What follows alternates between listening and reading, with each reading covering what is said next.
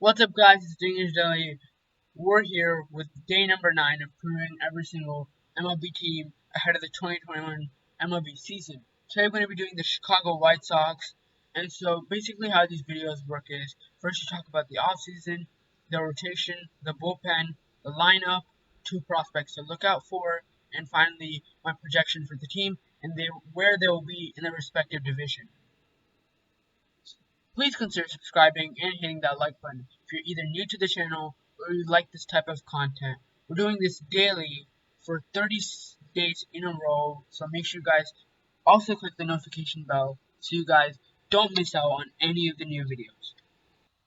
Alright, so this offseason, the White Sox got much better, and after making the postseason in 2020, they now are in an AL contender type of status. So the moves they got were, they got maybe the best reliever in baseball, arguably, Liam Hendricks from the A's. They also traded for Lance Lynn. They had to give up Dane Dunning for that.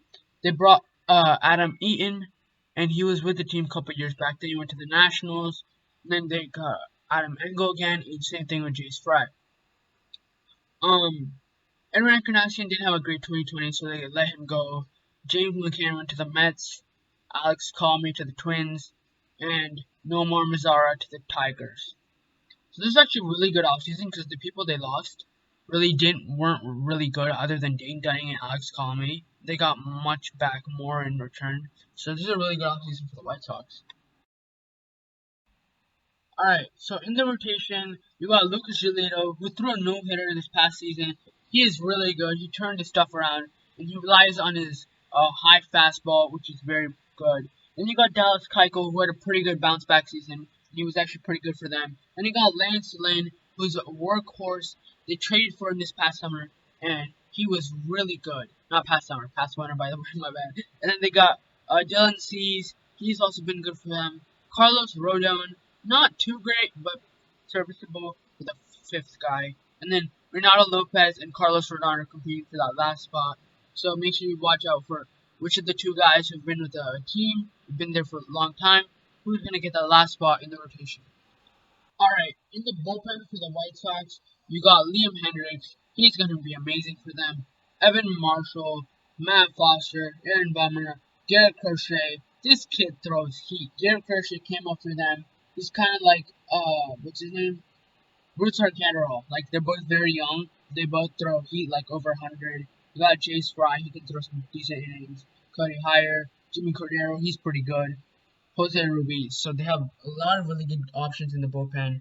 And this team's going to be really, really good.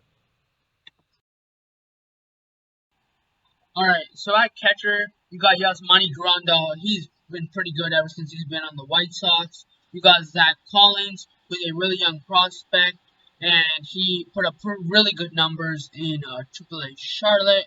So they have a very good catching group, and I think Zach Collins can also provide great things for them at the big league level. At first base, you got reigning AL MVP Jose Abreu. Now, Abreu had a monster season. He hit a lot of homers, and this is one reason the White Sox were really good because of Jose Abreu.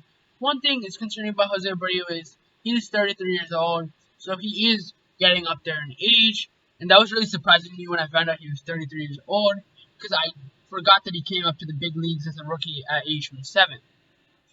At second base, you got another prospect, Nick Madrigal. He's had a very anticipated big league career. Back in time, you got Lori Garcia and Danny Mendick. So I think he's also going to be really good for them. At third base, you had Yohan Moncada and Danny Mendick. The thing with Yohan Moncada was that last year he got COVID. I can say COVID, right? Hopefully YouTube doesn't do anything. But yeah, he got COVID, and ever since, he hasn't been the same player he was in 2019. So hopefully he's all good, all right, and all the best for Yohan Moncada. Hopefully he's back to who he was in 2019. Alright, in shortstop, you got Tim Anderson. So, Tim Anderson's very energetic, bat flips. I love what he does, Tim Anderson, for the White Sox, for the game of baseball. They're one of the game's most exciting and young teams, kind of like the Padres. So they're must-watch TV this upcoming season. One of the reasons is because of Tim Anderson.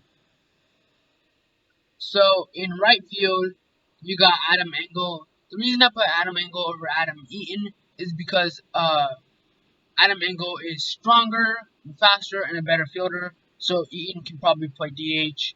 And then you also got Leury Garcia. And then in left field, you got Eloy Jimenez and Adam Engel. Eloy Jimenez has been really good his first 2 years. And it looks like the White Sox easily won that trade where they traded Quintana to the Cubs for Eloy Jimenez. In center field, you got Luis Robert. They signed him for $60 to $50 million. He's really good. You just gotta get more consistent offensively, not strike out and swing out too many times. And then you also got Adam Engel there, and then at DH you got Adam Eaton. Back in UMP, you got Jose Abreu and Yasmani Grandal. So that's the lineup. Next, we're going to talk about 2 prospects. Alright, so the first prospect we're going to be talking about is Nick Madrigal. He's kind of a weird type of player because he doesn't strike out much, doesn't walk much, or he doesn't hit many home runs. But what he's really good at is hitting for average and stealing bases. Throughout 29 games in the big leagues, he has a .340 batting average and 2 steals. So it's very hard to find consistent 300 hitters in today's game. So he's a different type of player, but then again, he doesn't home him much. So especially with injuries, he can move up to the top of the lineup because of his high batting average. And so, yeah. The next prospect we're going to be talking about is Garrett Crochet. The thing with Garrett Crochet is he was actually drafted in 2020, which actually surprised me. He tossed 6 innings in his MLB debut before being shut down with a forearm injury. His debut was very electric. He struck out 8 batters and only allowed 3 hits, which were all singles, and he walked no one.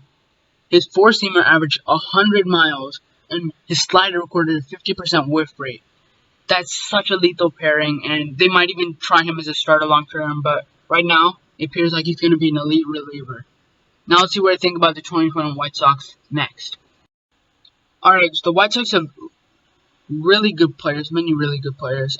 They're a very good team. They had a great offseason as well. So they're just getting better, and they're definitely a contender in the whole entire AL.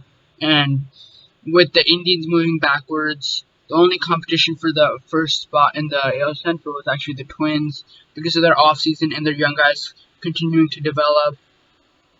I got the White Sox taking the AL Central crown and being first in the AL Central.